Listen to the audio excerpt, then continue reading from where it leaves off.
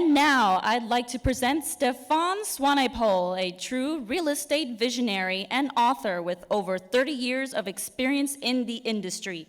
Please give a big round of applause for our 2019 keynote speaker, Stefan Swanepoel.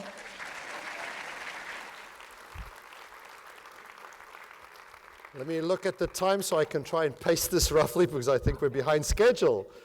Don't like being behind schedule. Good morning, everyone. San Diego, most certainly a special city for me.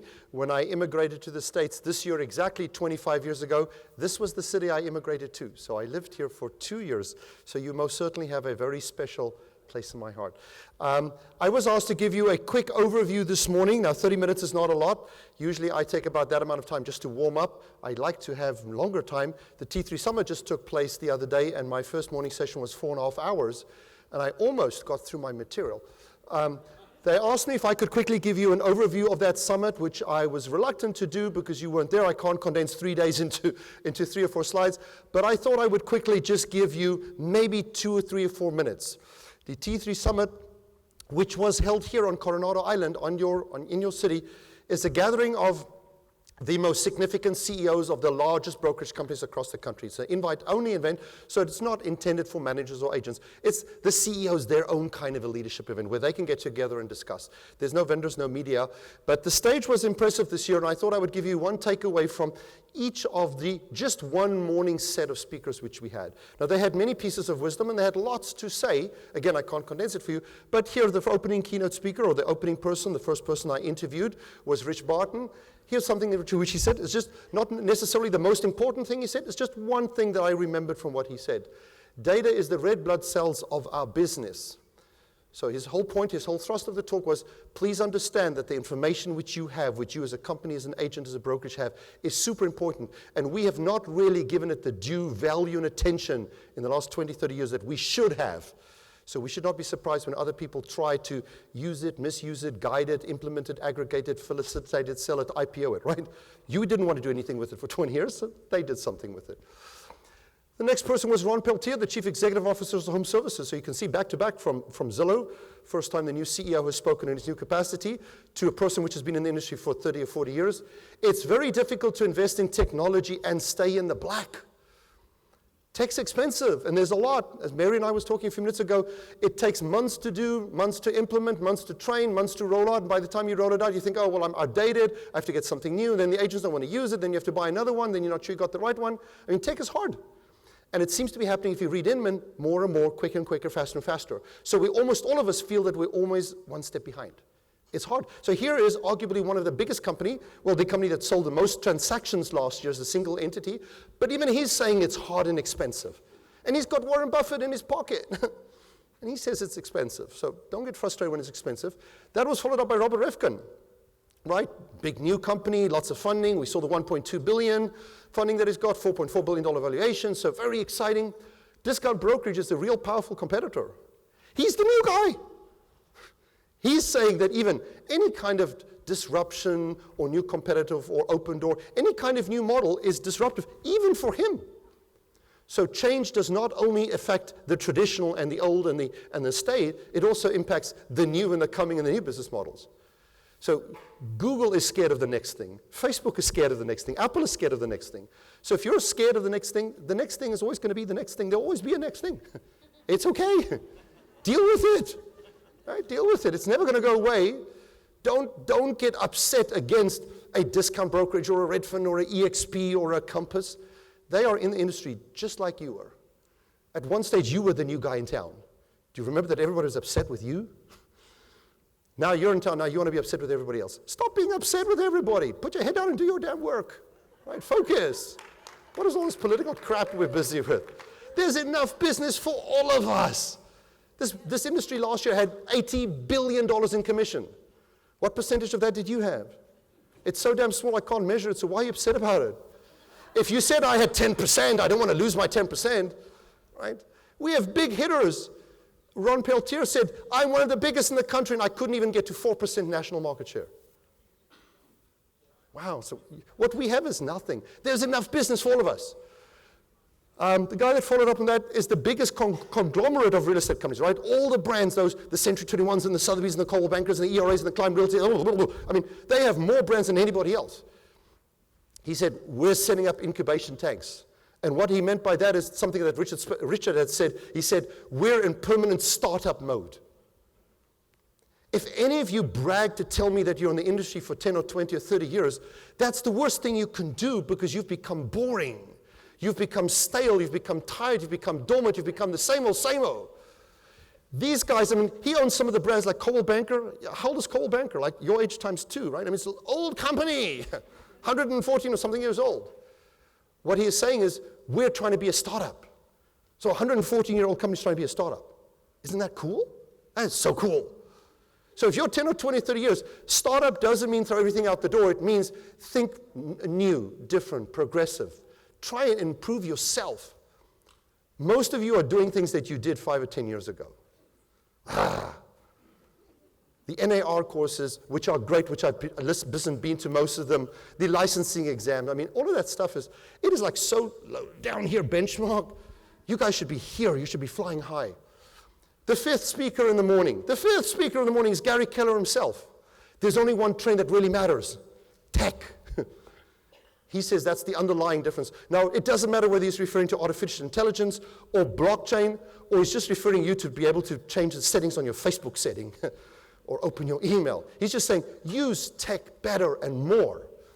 He's not saying there's one silver bullet. He's not saying, go out to that one specific vendor, aisle 3, second one from the top, the one with the popcorn and the peanuts, and go buy that tech. He's saying, go get any tech. Damn it, use it. Get good at it. Learn to improve on it. And it's continuous. Whatever you've learned today, that's good for today, or this month or next month.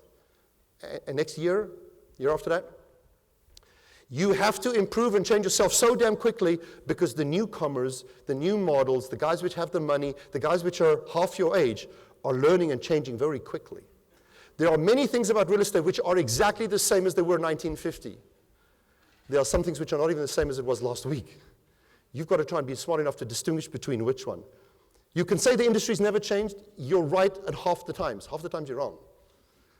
You could say, well, it's important to know what Inman said this morning. Half the time it's important, or the other time of the stuff, it's sensational. It doesn't matter. You better become smart enough to distinguish between sensation and fads and real things and not real things.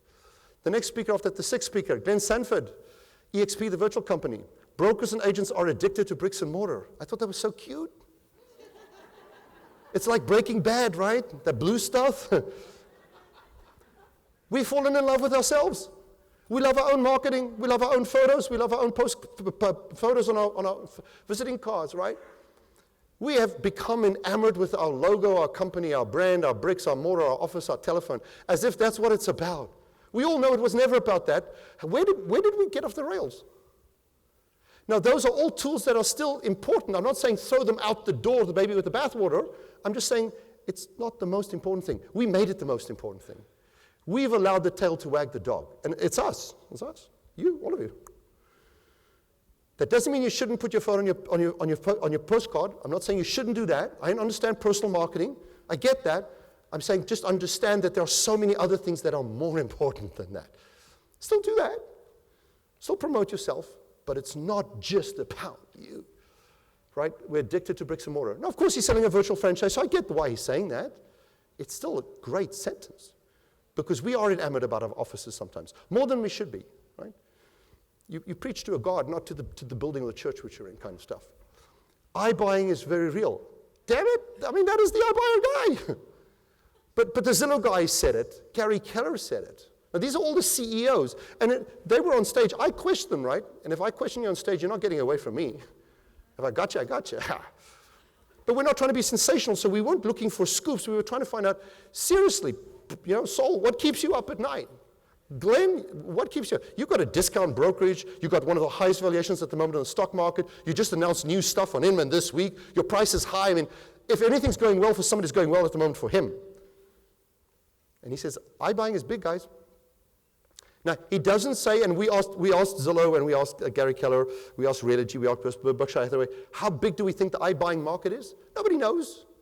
But they seem to say somewhere between 5 to 20%, 5 to maybe 15%.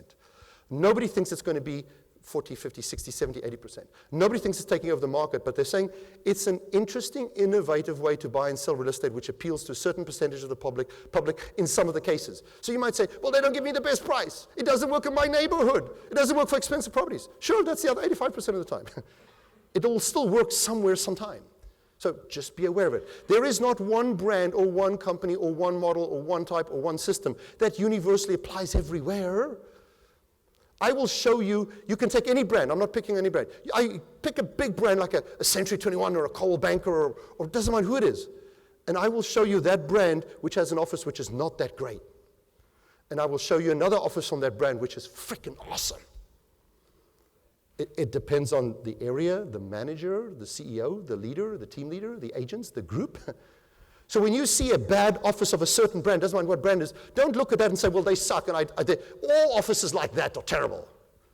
They're not. They're not. We have good ones of all types. So now if I start with my talk very quickly, the goal is to try and show you that whatever they said is just simply part of a cycle. Just like you grow up as a human being, just as a country goes through economic cycles, mortgages go through a cycle, the stock market goes through a cycle, our industry goes through continuous cycles. And not just from a mortgage pricing point of view, from a structural point of view, from a business model point of view, from an innovation point of view. If you speak to anybody who's been in the industry 2 or 3 or 4 or 5 decades, they will tell you, can I tell you what happened in 1980, 1990? Now, on the one side, that's terribly boring because who the hell cares what happened in 1980?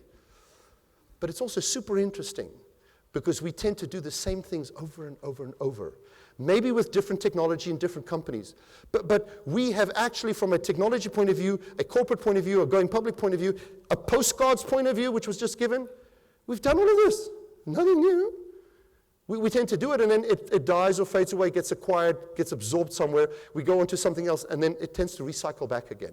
So we go through cycles, and it would seem that our industry, at this point in time, these cycles, Saul and John Riley and myself, we've been trying to look at them historically and say, how long do they last? Is there any reason to know when do you see a start? When do you see an end? Is there any system which will tell you that there's a repetitive nature which is predictable? Or is it just like close your eyes and just pray to God, right?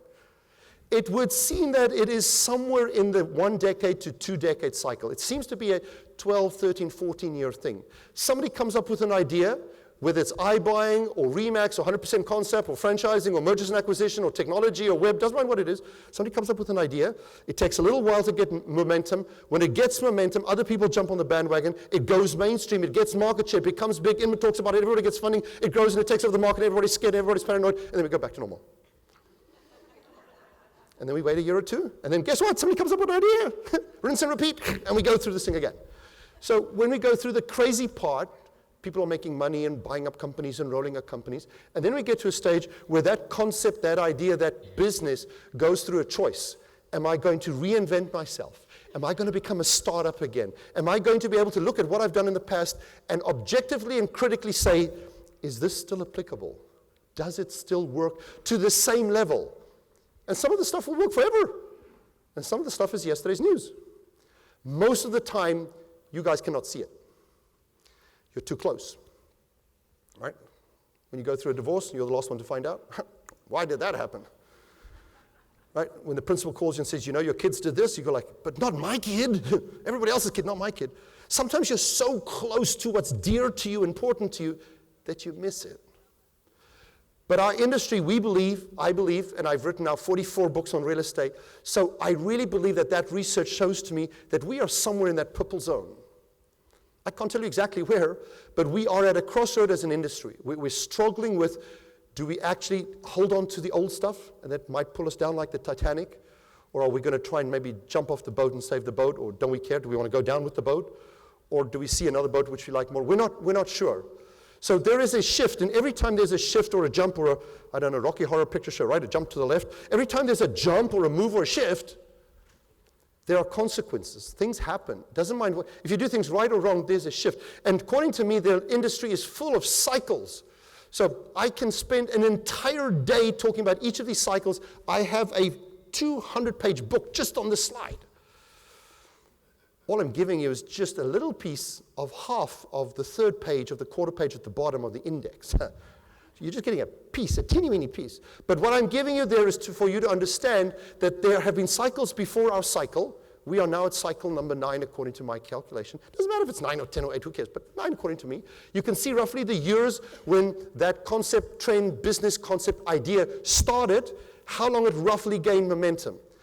Then if you look at that yellow thing, the yellow lines and stuff, that's what basically was the driver during that time. That was the dominant activity. Start somewhere in the middle, let's say the franchise, cycle 6 in the middle. When franchises came to bear for the first time in 69, 70, 71, 72, prior to that there were no franchises. So 72, first major national franchise, C21, ERA, Red Carpet, Gallery of Homes, Realty World, Realty Executives, and RE/MAX. Ha! Got them all, right? What happened? They all wanted to go national. That was their goal. What was the result of that? The word that you read after that is they became large, they built scale, they could leverage themselves, they could grow. Prior to 1972, there was not the same franchise or same business or same brand in San Diego and anywhere on the East Coast. The furthest the company in San Diego went was maybe Arizona. So they got scale. The next phase is, when they got scale, what was the problem? They weren't talking to each other, they didn't have systems. So you'll see the next phase, what happened is they innovated and they physically automated each other. They got computers. They had to because they were now nationwide. Before they weren't nationwide, it didn't matter. Now they went nationwide. They were starting to go nationwide and they had all these local area networks and wide area networks and dial-ups, and it was hard. So somebody said, damn it, why don't we create the internet? It's cool. Let's do www.com, right? So the internet was born on the back of that. When we had the internet, we said it was cool, but now we could find, with things like Zillow and searching online and Realtor.com, what we could do, we could now find new customers which we didn't have, because before you were sending postcards just in your area. Now I could put a flyer out to guys in Belize and China, anywhere. I could go find new customers, and we opened up a whole new market of people. What happened when we opened up a whole new mind of people, customers, in cycle number 8? We suddenly found out that the consumers' minds were changing. They were now thinking that they were smarter than you, because they could surf, they could zestimate, they could look for things. They could sit 12 o'clock at night and type in, house price value, right? As if you can get the right answer on Google, and as if you can get it in 5 seconds, as if you can ever find out anything which is truthful. But that's not the point. They thought they became smarter, so we had consumers that were changing mindset. And we found out that the consumer wanted different experience because we were offering them an experience which was roughly 100 freaking years old. The next phase, which started about 6, 7, 8, 9 years ago, the consumer said, if I'm changing my mindset, I want you to service me in a different way. I want you to give me a different experience.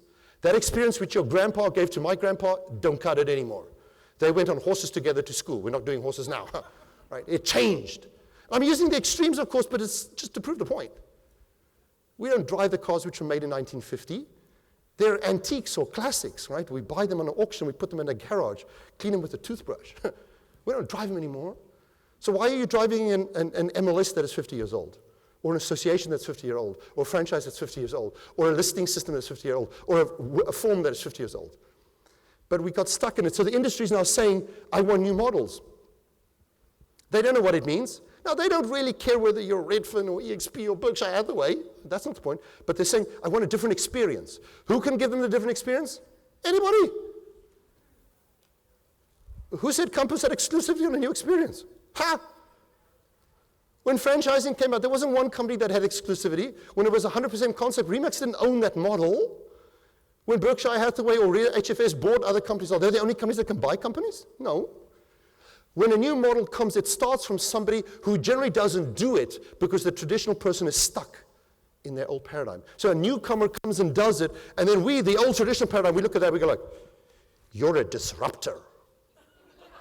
How dare you? You're doing something different.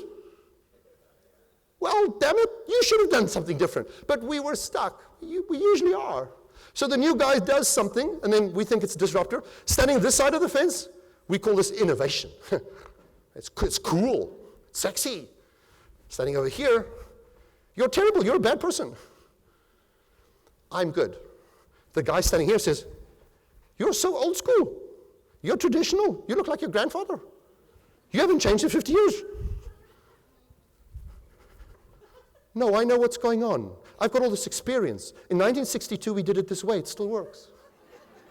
I love my office. No, you should go virtual. I don't know, I'm kidding, right? I'm just fooling with you. But it's that different. So when the new guys want to start something, they went to outside people. Why? Because it's the time of the day, of the year, of the flavor of the Ubers and the Airbnbs and the Netflixes and the Netscapes and the Yahoos and the Amazons. Who cares? The outside world is looking for an opportunity. If I told you, give me whatever money you have, and I will tenfold double increase it for you, guaranteed, or high probability, how would you like $1 million? I could get you shares in Uber now with hindsight at the prices which it was 12 years ago. Are you interested? They cost a penny a piece. They went public today at $85. We'd like to a penny a piece. People want to take chances on innovation. So these new guys are getting money. There's nothing wrong with that. Any of you guys here in the traditional box, if I came to you and said to you, here's $500,000 for you to grow your business, would you categorically deny me giving you the money?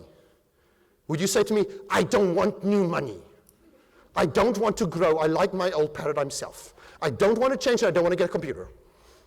You wouldn't do that. So why are we belittling these guys that are getting the new money?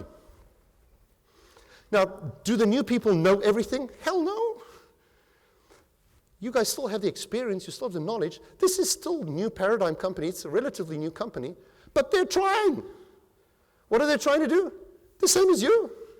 They're trying to make a good living. They're trying to grow a business. You're just slightly agitated at them because they have more money than you do. I would be the same way. I hate it when my wife has more money than I do, right? It's not a nice feeling. You want to be the guy with the most money. So when somebody else has more money, it's tough. So capital is changing our frustration level. And I get it because if you look at the number of money which is poured in, so look, 2015, that's $930 million that was invested from outside into what we would generally call a tech startup. I mean, do any of you know how much that's almost $1 billion? Do you know how much $1 billion is? Yeah, it's a lot. 1,000 is 3 zeros, 1 million is 6 zeros, 1 billion is 9 zeros. That sounds like an international dialing code, right? I want to call Argentina, right? 9 zeros. It's a big-ass number. Then look at 2016. It like almost doubled to 1.6 billion. Then the year after, look where the hell where's it going now? Realogy yesterday went under $1 billion. The market cap for the whole Realogy, which has got 7 brands and NRT, it's the single biggest brokerage in the country. It has more brands than anybody else. It has 3 of the top 5 brands in the world. That's only worth $1 billion. 5.8 billion was poured into new businesses in 12 months. That's like the same guy winning the lotto 4 times in a week. It's not right. But it happened. Cool. Then the next year, you could say, oh, well, it went down, it turned. Guys, you think there's a difference between 5 billion and 5.8 billion? From our point of view, both of them are a hell of a lot of money. They're not even close. This year, we're only at Q1, but if you take the amount of money which was put into Q1 and you extrapolate over the rest of the year and you allow December to be 0, we're probably going to end at about 5.4 billion. 5.4 billion? That is more than the market cap of most likely Realogy, Keller Williams, Remax, Howard Hanna, Lennox Scott, Baird & Warner, Long & Foster, Wyckott's combined. And that's just the investment in 12 months. So the amount of money coming in has most certainly changed the rules. I'm giving you 3 examples here. Now, as you can tell, I'm a fairly outspoken person. I'm fairly direct. So don't see any of these as promotions. I don't knock a company, but I don't promote a company, but I'll give it to you straight. It's just my nature, right? A spade is spade. A spade is black, right? So Compass bought some companies, and they have now the 3rd largest brokerage in the country. That's impressive if you think that there's 86,000 companies. Now, whether they're 3rd or 4th, I believe they're 3rd, but it doesn't matter, 3, 4. They are one of the biggest companies. They are only behind Realogy, and they are only behind NRT. They're only 6 years old. Realogy, with all its pieces below it, is like hundreds of years old. It no longer requires you to become 100 years old to hit a home run. As a matter of fact, it could be an advantage to be younger than that. Redfin The top guys did the acquisition strategy part, right? They bought agents, they bought companies. The top company, or the next company, Redfin, didn't buy any real estate companies and didn't buy agents. They basically created cool tech. They went on the Gary Keller route. They said, we're going to buy cool tech and we're going to create a new model. Whether it's discount or iBrokerage, they came up with a variation. You might say, well, it's not completely unique. Who cares if it's not completely unique? It's predominantly different and more than the traditional model. They are now one of the top 5 brokerages in the nation. EXP recruits a bucket load of agents, something like 17,000 in a period of approximately 2 to 3 years, and they've become a top 10 brokerage. Why I'm putting up that slide is to show you that new players, which have either gone public or raised money or got money or people put money in or they did an IPO, used different strategies. That's the important part. There is no single strategy that makes you a winner. There are many ways to become winners. And not one of those strategies is wrong. If you talk to Stephen Gain, he says to you, I'm recruiting all day long. Right? So Sotheby's recruits all day long. Building tech. Do we know other companies but Redfin that are building tech? There are hundreds of companies using tech. Mary was telling me some of her tech. Berkshire Hathaway, they build tech. Compass buys Pac Union. Berkshire Hathaway bought Long & Foster. So none of those strategies are new. They're just doing it because you're doing nothing. Or a large number of you are doing nothing. If you stand still, the new guys are going to come you by. The only way to compete is stand up and be counted and compete. And you can do all of that. There's nothing you can't do. There's nothing you can't do. The interesting part, however, is that many of the new companies tend to do it faster.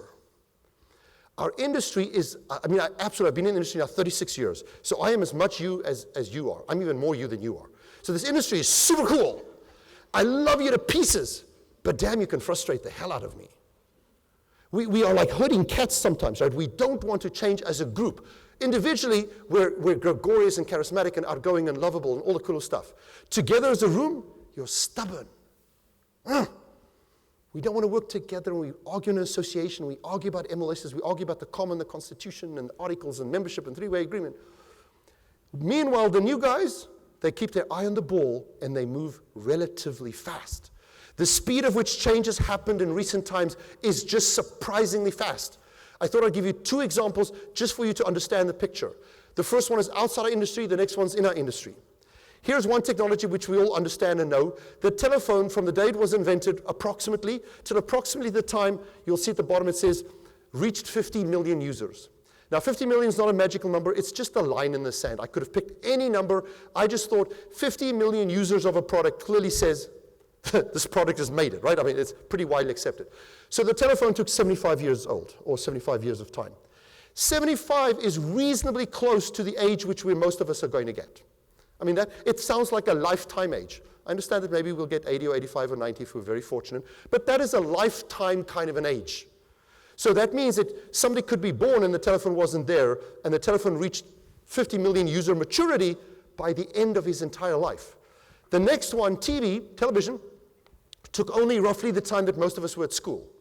I know most of you at 12, I was like 13, I spent an extra year. No, but I mean, it takes about 12 years, which means you started school, and that product did not exist, and by the time you graduated high school, that product had also 50 million users. So can you see it's no longer lifetime, it's now school lifetime. It's significantly faster.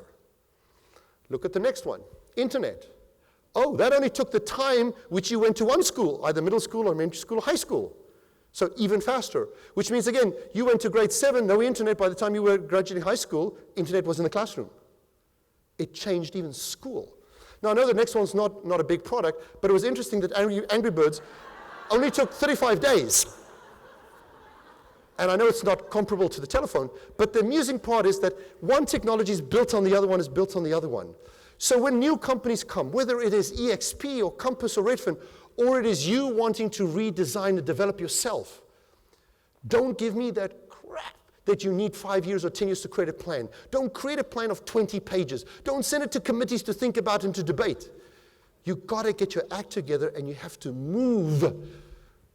At the telephone, you had a lifetime to take a decision. On the television or the internet, you had roughly 48 months. These days, products are coming out so quickly, by the time you're still thinking about it, somebody else has already done it, implemented, got the market share, grabbed the beachhead. That's what's frustrating most of us. It's too fast. It's not that you're scared. It's not that you can't handle it. It's just you got other real stuff to do, right? You got to sell you got to sell real estate. You got an open house this afternoon. You got a contract. You have to leave my talk to go and close something. You have to DocuSign something. And in that time which you take to go and DocuSign something, I'm going to start a new company, buy 6 other companies, IPO it, and become a billionaire, and you just did one sale. Shame on you. No, I mean, exaggeration. Of course, it's exaggeration. It proves the point. Now, you could say, does that apply to real estate? I believe it does. I took 10 billion again just as a placeholder. Not important, but 10 billion. Very, very few companies get to 10 billion in annual sales. That's a big number. So I looked at the previous century and I said, did any companies get there? And there were not many, but there was a few handfuls. I put some names up there, random names: Howard Hanna, Douglas Elliman, Wyckoff, Long & Foster. And the average company, and those are all, each one of those companies, if I use them as examples, they are mega, major, cool, awesome. They did everything right, or the majority of things right. These are not failures, these are A-plus students. It took most of them 40, 50, 60 years, which is roughly back to that 75 number, right? It's like a lifetime. Which means, let's take the top one.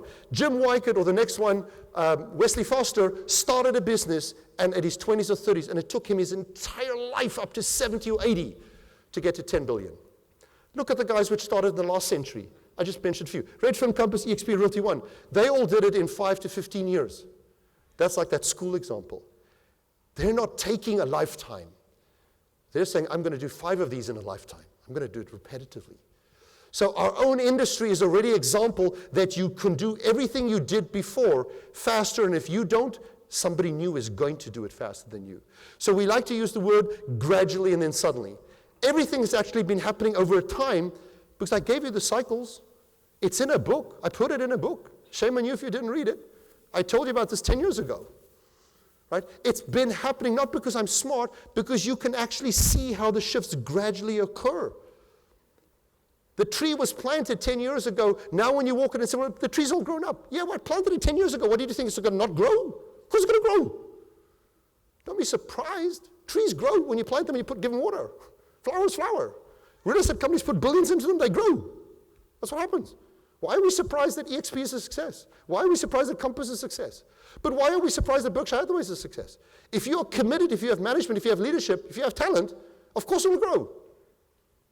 You all have the ability to do that. So whether we have turmoil or disintermediation, change or disruption, technology innovation, we are going to have tons of that. It's going to be total overload. You're not going to be able to handle it unless you want to.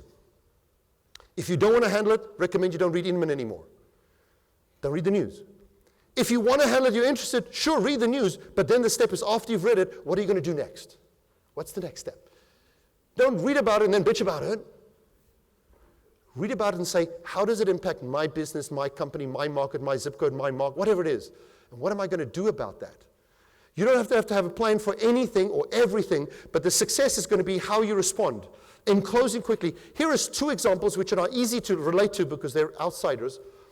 This guy's the CEO of Palm. Look at the year 2006. This is his quote. We've learned and struggled for years to figure out how to make a decent phone. No outside guy, no PC guy like an Apple guy is going to come around and just figure and walk this in, right? Doesn't that sound like us? Well, I've been in Rancho Bernardo now for 32 years. I know the market very, very well. And Rancho Bernardo people won't like Compass. They don't do virtual, they don't do EXP, and they won't like iBuyer from Redfin. And they absolutely will not associate with anything that is an iBuyer concept from Open Door. They only love me because I'm the soccer mom. Really?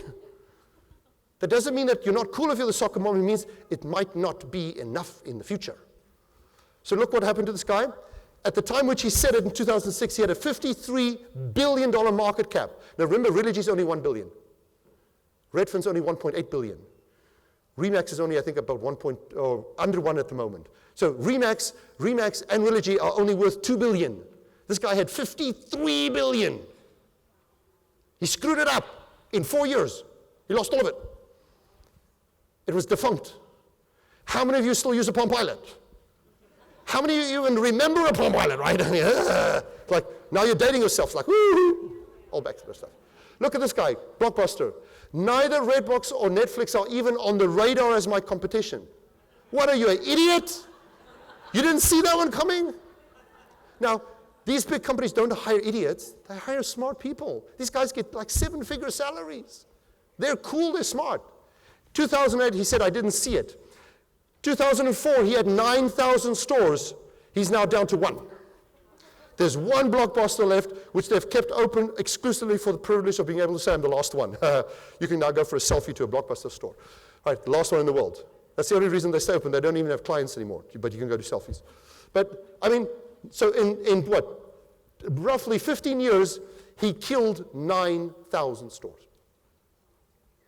What would happen if we killed 9,000 real estate companies? Now, we're not a commodity like a Netflix. We're not exactly the same. But that doesn't mean that there isn't some similarity which we can learn from it. Here is a list of some companies which I thought you remember. Here are some of the ones which I personally think, responded a bit too slowly. Now, clearly, I'm not going to say that any of our companies are responding slowly. That's for you to decide. I'm not here to judge. But here are some nice outside examples that you could say, well, Sears or Kodak or whatever, they missed the boat.